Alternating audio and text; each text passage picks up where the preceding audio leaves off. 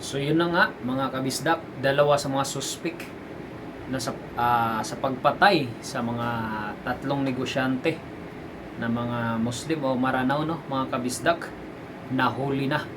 Grabe ang mga nasamsam ng mga pulis na kagamitan or firearms, no. So talagang ito ay sindikato mga kabisdak.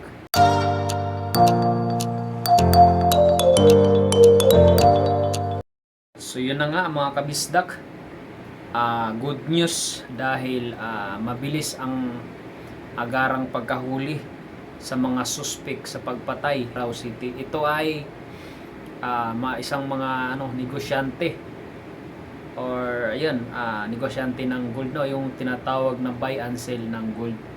So grabe, karumal-dumal ang ginawa ng mga taong ito. Talagang nagdalamhati ngayon ang ating mga kapatid na Muslim or Maranao kasi sa nangyari na karumal-dumal na ginawa na wala, hindi talaga parang hindi tao, no? So may nasagap tayo ditong balita mga kabisdak, so basahin natin, no? Ayan, ang Cagayan Provincial, no? So nasamsam ng kapulisan ang ilang matataas na kalibre ng baril mula sa mga suspek na sangkot sa karumal-dumal na pagpaslang sa tatlong negosyanteng Maranao na naganap sa bayan ng Lullo, Cagayan. Okay? Ang mga biktima na pawang residente ng Tuguegarao City ay walang awang pinaslang sa naturang insidente na ngayon ay patuloy na iniimbestigahan ng mga otoridad upang mapanagot ang mga salarin. Magnanakaw at pumatay gusto para easy money, pero magtrabaho ng marangal ayaw. Araw mo'y himasilda ka na ngayon. So yun po yung nasagap nating balita, no? So post po yun ng Cagayan Province, no, ng page nila. So grabe, oo nga naman, bakit ayaw magtrabaho? Grabe, so nakakatakot talaga yun ng panahon mga kabisdak, no?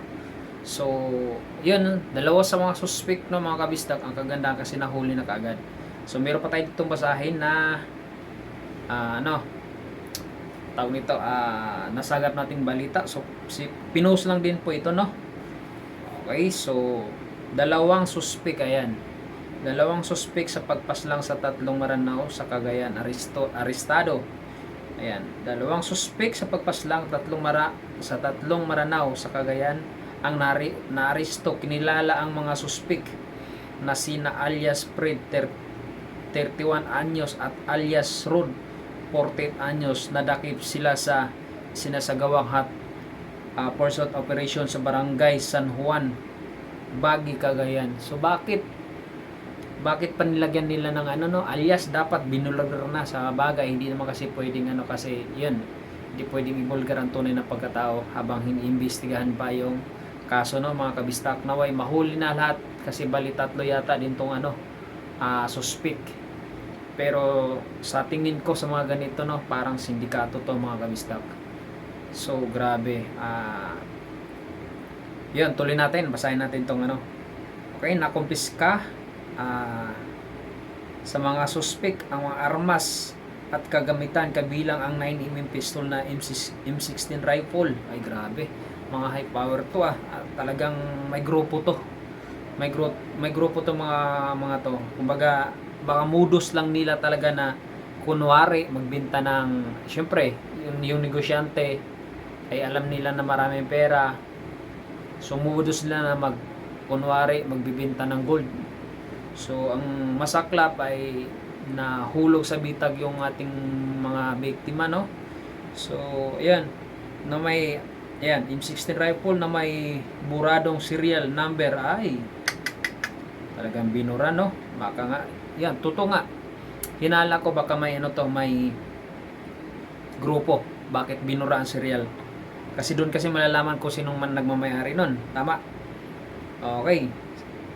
Number ang mga magasin at bala, improvised firearms, isang rifle, grenade at mga cellphone. Ang mga ito ay sumasailalim sa pagsusuri ng mga investigador.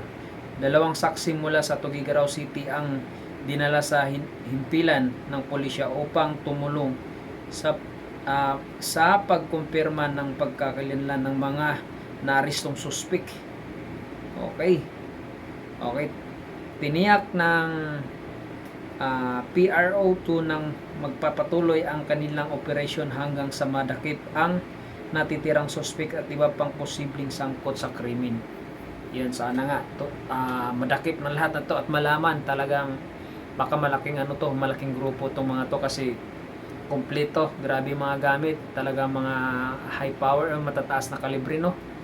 So ibig sabihin talagang gawain na nila to at may grupo tong mga to. So ngayon nagigiramay din ng mga kapatid nating mga Muslim, yung yun daw talaga sobrang ang babait ng mga yun. Ang daming nag-comment dun sa pinost na sobrang bait daw yung mga biktima natin. So ang nangyari pala noon mga kabisdak, nung nakita daw sa Tuguegarao City ay ang sabi ng mga suspect is hindi daw dala ang mismong ibibenta nilang gold, kaya kailangan daw pupuntahan doon sa mismong barangay at liblib daw yun. So sakay daw ng Toyota Vios itong ating mga biktima at nakisakay daw itong tatlong suspect. Kaya pagdating daw doon sa lugar ng liblib ay doon na daw pinagbabaril ang mga biktima. So ngayon panoorin natin tong balita galing sa Bumbo Radyo Tuguegarao. So yan mga kabisdak, panoorin nyo. Nanawagan ng hustisya ang pamilya at Muslim community sa lungsod ng Tuguegarao sa brutal na pagpatay sa tatlong Maranao Muslim sa bayan ng Lalo, Cagayan kahapon ng hapon. Kinilala mga biktima na sinasal. Grabe. At yan, pakinggan natin yung mismong presidente or pinakaano ng Maranao community, no, mga kabisdak. So yan, yun panawagan niya, pakinggan natin.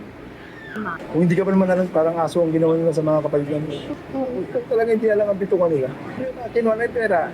Para pangaso na, kita mo naman yung ginawa nila sa bitungan. Kaya sobrang sama So yun na nga namin. mga kabisdak, no? Sana malaman natin or mahuli lahat kagad yung sana matulungan kami. lahat ng suspect or malaman kung anong grupo tong mga to. At ngayon, nahuli na yung dalawa sa suspect. Naway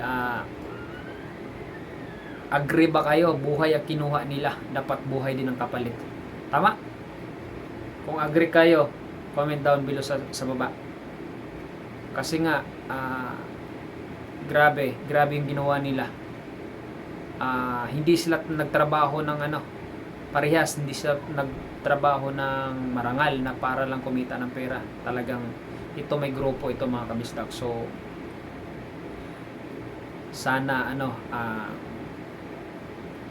makamta na yung hostisya, kasi ito nga may dalawang nahuli na at may mga kasamahan pa ito. So yun nga, sabi ko, buhay ang kinuha, dapat buhay din ang kapalit. Kasi noon ang mga kriminal talagang takot sila kasi nga may batas. Ngayon hindi ko alam nakakatakot na ng panahon ngayon mga kabisdak, dahil grabe ang krimen sa bansa natin. Wala nang takot talaga pumatay ang mga tao. Wala nang takot gumawa ng krimen, dahil hindi ko alam bakit gano'n na ngayon nangyari sa bansa natin.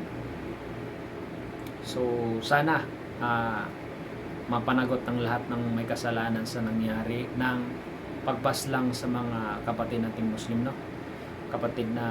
Yung mga kapatid nating Maranao na grabe, napakabait ng mga yun.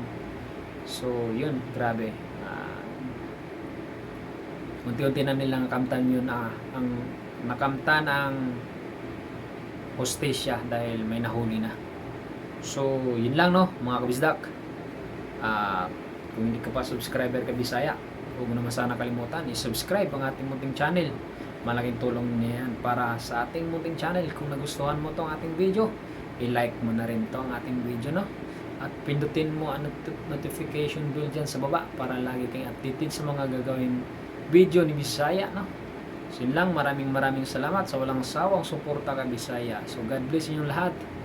And naway pagpalain tayong lahat, no, mga kabisdak.